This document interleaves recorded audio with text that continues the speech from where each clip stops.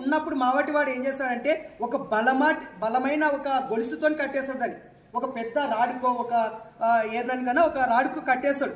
కట్టేసిన తర్వాత ఏం చేస్తాడంటే అది ఫస్ట్ ఇట్లా తీసుకోబోతుంది, కానీ ఏమవుతుంది అట్లా తీసుకొని ఆ దానికి గాయం ఏర్పడుతుంది. ఏంటి ఏనికి మళ్ళీ ఇట్లా లాగబోతే ఏమవుతుంది, మళ్ళీ గాయం నొప్పి అవుతుంది. కాబట్టి లాస్ట్కి లాగడమే పని చేస్తుంది.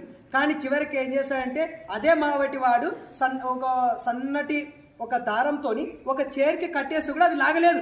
ఎందుకంటే దాని మైండ్లో ఉంటుంది ఆల్రెడీ ఏమని, ఇట్లా లాగితే నాకు నొప్పి అవుతుంది కదా, దాన్ని లాగడం ఎందుకు చేయడం ఎందుకు అట్ట పుందాం, కానీ ఆ చైర్ని కూడా లాగలేకపోతుంది. అంటే చూడండి, ఆ విధంగా మనం అనుకుంటున్నాము.